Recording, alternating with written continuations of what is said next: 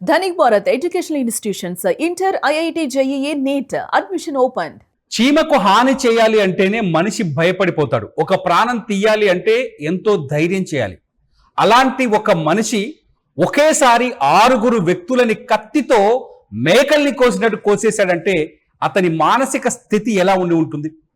తెల్లవారుతుండగానే 2 తెలుగు రాష్ట్రాల్లో సంచలనంగా మారిన షాబాద్ హత్యల కేసు గురించి నేను మాట్లాడుతున్నాను.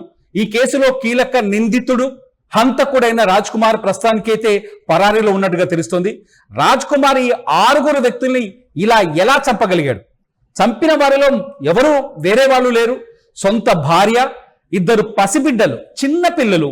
వాళ్ళు చూస్తుంటే మనకు ఫోటోల్లో చూస్తున్న సీన్ బట్టి చూస్తుంటే కేవలం 3-4 సంవత్సరాల లోపు ఉన్న పిల్లలే 2 పిల్లలు కనిపిస్తున్నారు. అట్లాగే మరొక ఫ్యామిలీ తనకు శత్రువులుగా భావించిన ఇంకొక ఫ్యామిలీలో ఒక తల్లిని, 17 ఏళ్ల పాపని, ఒక వృద్ధురాల్ని అత్యంత దారుణంగా చంపేశాడు. ఎవరు ఈ రాజ్ కుమార్? ఎందుకు ఇంత దుర్మార్గానికి తెగబడగలిగాడు? అతని మానసిక పరిస్థితి ఏంటి? ఈ అంశాలన్నింటినీ ఒకసారి పరిశీలిద్దాం. మనతో లైవ్ లో అందుబాటులో ఉన్నారు డాక్టర్ సునీత గారు, ప్రముఖ సైకియాట్రిస్ట్. సునీత గారు నమస్కారం మేడం. మేడం, మీరు పొద్దునుంచి చూస్తున్నారు, అన్ని టీవీ ఛానల్స్ లో ఇదే బ్రేకింగ్ నడుస్తుంది ఉదయం తెల్లవారుజాము నుంచి. ఒక వ్యక్తి కత్తి తీసుకొని 6 వరుసగా చంపాలి అంటే వాడి మెంటాలిటీ, ఆ సిచ్యువేషన్ ఎలా ఉంటుంది? ఇంత పెద్ద నిర్ణయం ఎలా తీసుకోగలిగాడు? సో ఈ కేసు యొక్క పూర్వపరాలు గనక మనం గమనించినట్లయితే, తను లవ్ మ్యారేజ్ చేసుకున్నాడు. అంటే అరౌండ్ 21 years ఆ ఏజ్ లో లవ్ మ్యారేజ్ చేసుకున్నాడు. తను కోరుకున్న భార్య. అంటే తను వేరే వర్గానికి సంబంధించిన అమ్మాయిని పెళ్లి చేసుకున్నాడు. అంటే కొంత సమాజాన్ని ఎదుర్కోగలిగినటువంటి శక్తి, ధైర్యం ఉన్న పిల్లాడే. సో ఫైనాన్షియల్ గా దీన్ని కొంచెం సౌండ్ అని చెప్పొచ్చు. అంటే కార్ మెయింటైన్ చేసే ఒక స్టేజ్. సో అలాంటి ఒక అబ్బాయి తనకి ఇష్టమైన అమ్మాయిని ఇంట్లో ఒప్పించి పెళ్లి చేసుకోగలగడం అనేది తనలో ఉన్నటువంటి ఒక నిర్ణయాత్మక శక్తికి మనం నిదర్శనంగా తీసుకోవచ్చు. Is able to take any decisions what ever according to తనకి సంబంధించి తను కరెక్ట్ గా అనుకున్న డెసిషన్ తీసుకోగలిగినటువంటి ఒక వ్యక్తి అనేది మనం నిర్ణయం తీసుకోవచ్చు. ఇంకోటి మీరు గమనిస్తే కేసు విషయంలో ఈ ఫోక్సో కేసు పెట్టడానికి ముందు ఆ అమ్మాయితో ఇతనికి ఆల్రెడీ కాంటాక్ట్ ఉంది. మరి బెదిరించాడా, భయపెట్టాడా, లేదా ఇద్దరు ఇష్టపడ్డాడా అనేది మనకి తెలియడం లేదు. కానీ బట్ ఆ అబ్బాయికి ఈ అమ్మాయికి అయితే కొంత రిలేషన్ ఉంది. సో ఎప్పుడైతే ఈ అమ్మాయి తిరస్కరించి సహకరించలేదో అప్పుడు ఆ అమ్మాయిని బలవంతంగా తను కారులో తీసుకొని వెళ్ళాడు అనేది మనం వింటున్నాం. ఆ టైంలో వాళ్ళ మదర్ వ్యతిరేకిస్తే, అమ్మాయిని వెళ్ళనీయకుండా ఆపడానికి ట్రై చేస్తే, ఆ అబ్బాయి మాట్లాడిన మాటలు కూడా మనం గమనించినట్లయితే తనలో ఉన్నటువంటి ఒక కాన్ఫిడెంట్ లెవెల్స్, అంటే ఓవర్ కాన్ఫిడెన్స్ అనొచ్చు, లేదా విపరీత ధోరణి అనొచ్చు. మీ తండ్రిని చంపింది కూడా నేనే, సో నువ్వేం చేస్తావో చేసుకో, నువ్వేం చేయలేవు లాంటి పదాలు వాడినట్లుగా మనం వింటున్నాం. సో ఇది మనకి ఏం సూచిస్తుందంటే అండి, నేను everything I can do everything, నా ఎదురుగా ఉన్న వాళ్ళకంటే నేను చాలా కాన్ఫిడెంట్, నేను చాలా శక్తిపరుణ్ణి, ఐ నో ఎవ్రీథింగ్ అనేటువంటి, మన భాషలో చెప్పాలంటే లెక్క చేయలేని, ఎవరిని లెక్క చేయని తనం. అంటే ఆ లెక్క చేయని తనం అనేది దీన్ని బట్టి చెప్పలేమండి. లెక్క చేయలేకపోవడం అనేది ఏంటంటే, మనకంటే పై వాళ్ళతో కూడా మనం మాట్లాడినప్పుడు అప్పుడు మాట్లాడితే అది లెక్క చేయలేని తనం అనొచ్చు మీరు చెప్పినట్టు. ఇక్కడ ఏంటంటే తన ప్రతాపం కానీ తన ఇది కానీ ఈ షోయింగ్ ఓన్లీ గా తనకంటే తక్కువ ఉన్న క్యాడర్ వాళ్ళ దగ్గర. అమ్మాయి ఫ్యామిలీని మనం చూసుకుంటే తనకంటే తక్కువ క్యాడర్.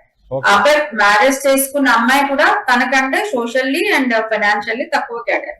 సో ఇతను ఏంటంటే తన ఈగో సాటిస్ఫాక్షన్ అనొచ్చు, లేదా తనని తాను అధికంగా ఊహించుకోవడం అనొచ్చు, దాన్ని యాక్టివిటీలోకి తీసుకురావడానికి ఇతను ఎంచుకున్నటువంటి మార్గం ఏంటంటే తనకంటే తక్కువ స్థాయి వాళ్ళని టార్గెట్ చేస్తున్నాడు.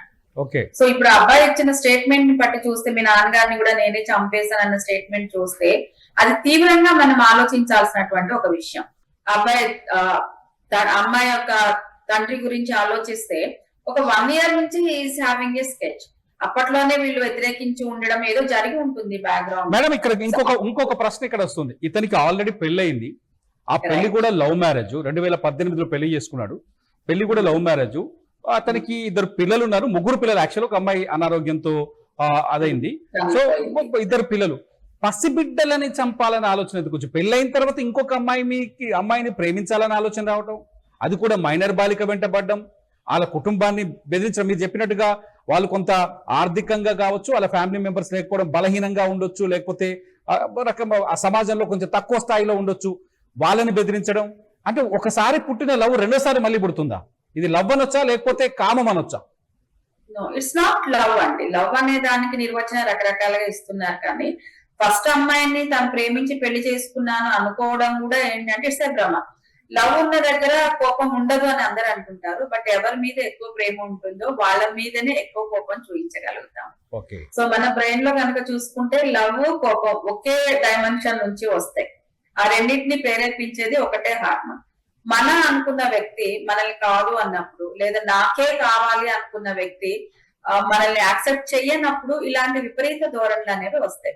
ఈ కేసులో ఏంటంటే రాజు వైఖరిని కనుక మనం చూడాలి అనుకుంటే, తను 18 ఏళ్ల వయసులో ప్రేమించి పెళ్లి చేసుకోవడం అనేది కంప్లీట్ మెచ్యూరిటీ రాకుండా తీసుకున్నటువంటి ఒక విషయం.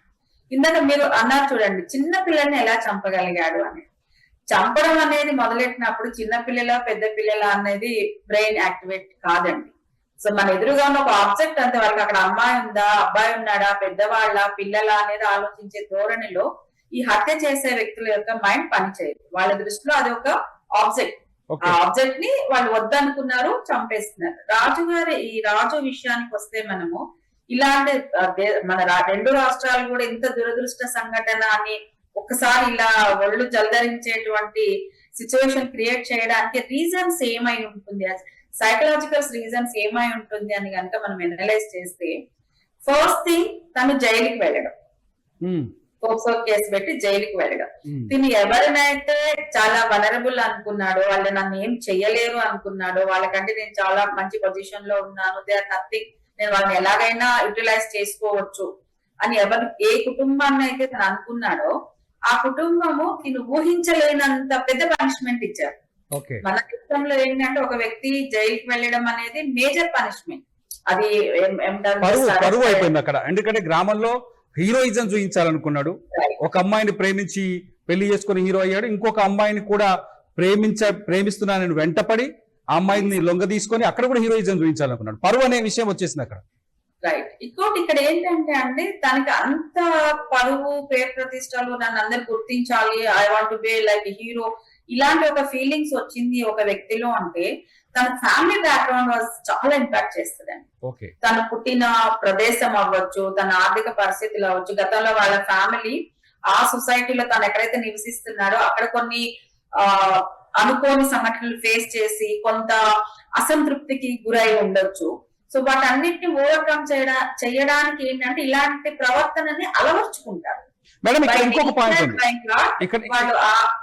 ఇంకొక పాయింట్ ఉంది ఏంటంటే, ఎప్పుడైతే ఈ హత్యలు జరిగిన తర్వాత వాళ్ళ మదర్ని, అంటే ఆ పాపని 17 ఏళ్ల పాపని అటకాయించి కిడ్నాప్ చేసే ప్రయత్నం చేసిన రోజు, ఇతని పైన కేసు నమోదు చేసిన రోజు ఒక డైలాగ్ చెప్పాడు. ఇంతకుముందు మీకు గుర్తు చేశాను నేను.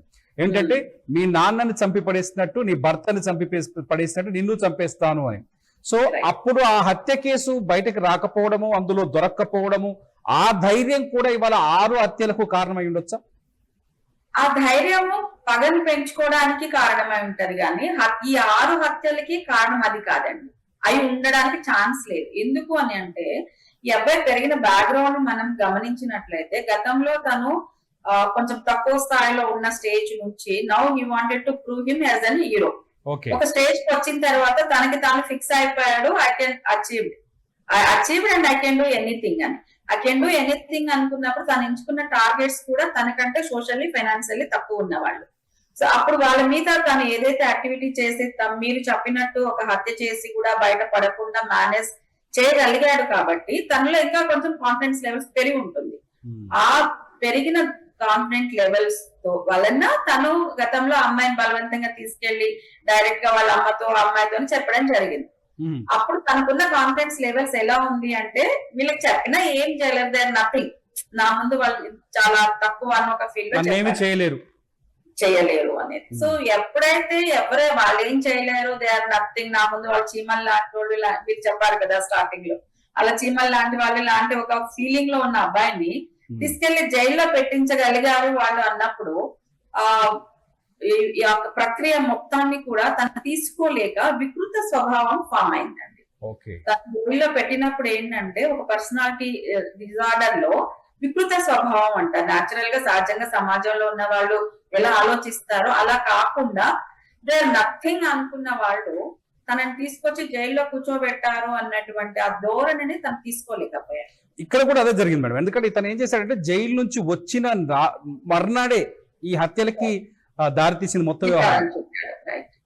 ఇదేంటంటే ఈ ప్లానింగ్ తను బయటకు వచ్చిన వెంటనే నన్ను ఇక్కడ లోపల పంపించిన వాళ్ళ మీద పగ తీర్చుకోవాలి అనేది తన ఇంటెన్షన్ అండి. ఎవరికైనా అనిపిస్తుంది ఏంటంటే తను ముందు వీళ్ళని చంపాడా లేకపోతే భార్య పిల్లల్ని చంపాడా అనేది క్వశ్చన్ మనకి. సో డైరెక్ట్ గా వచ్చి భార్య పిల్లల్ని చంపాడా, first wife and husband, wife చంపాడు మేడం. వైఫ్ ని రిలీజ్ అవ్వగానే తను డైరెక్ట్ గా అక్కడ వెళ్ళి ఉంటారు, వైఫ్ దగ్గర వెళ్ళి. సో సహజంగా అంతే కదండి, మనం బయట నుంచి రాగానే ఎవరైతే అక్కడ ఏమంటారు కోర్టు దగ్గర వచ్చి వీళ్ళని తీసుకొని వెళ్ళారో వాళ్ళు డైరెక్ట్ ఇంటికి తీసుకెళ్లి ఉంటారు. వెళ్ళగానే భార్య దగ్గర నుంచి సహజంగా వ్యతిరేకత వస్తుంది. ఎందుకు చేస్తావు ఆ పిల్లని, నన్ను ప్రేమించి పెళ్లి చేసుకున్నావు, ఎన్ని రోజులు దూరం పెట్టావు, చుట్టాలందరూ ఇలా అన్నారు. తన యొక్క మానసిక ఆవేదన మొత్తాన్ని కూడా భర్త దగ్గర వెళ్ళగట్టుకుంటుంది. తను జైల్లో ఉన్నప్పుడు, ఐ మీన్ బెయిల్ మీద తను అరెస్ట్ అయి జైల్లో ఉన్నప్పుడు అక్కడ తన మానసిక ఇదంతా నేను ఇంత గొప్పగా ఉన్నాను, ఈ స్థాయిలో ఉన్నాను, నన్ను తీసుకొచ్చి ఇక్కడ వీళ్ళు పడేశారు అన్న ఒక వ్యతిరేక ధోరణిలో ఏదైతే ఉన్నాడో అలాంటి ఒక వ్యక్తికి ఎప్పుడైతే ఇలా ఇంటికి రాగానే మళ్ళీ భార్య ఇలా అనేసరికి మనం అంటుంటాం చూడండి, ఆఫీస్ లో కష్టపడి రాగానే భార్య ప్రేమతో కాకుండా 4 క్వశ్చన్స్ వేస్తే ఎలాగైతే మనకి నార్మల్ పీపుల్ కి ఇరిటేషన్ వస్తుంది. సో తను జైల్లో బయట హీరోగా ఉన్న వ్యక్తి జైలుకి వెళ్ళగానే మానసికంగా చాలా డిఫరెన్సెస్ వస్తుంది. అక్కడ తనకి పేరుకుపోయింది ఏంటి, ఒకవేళ తినుని ఇంత తనకంటే పై స్థాయిలో ఉన్న వ్యక్తుల వల్ల తను జైలుకి వెళ్ళి ఉంటే డిఫరెంట్ మైండ్ సెట్ ఫామ్ అయి ఉండేది. తనకంటే తక్కువ స్థాయిలో ఉండి they are nothing in front of me అనుకున్న వాళ్ళ వలన జైలుకి వెళ్ళాడు కాబట్టి తనలో చాలా ఆవేశాలు అంటారు కదా, అది చాలా ఇంక్రీజ్ అయి ఉంటుంది.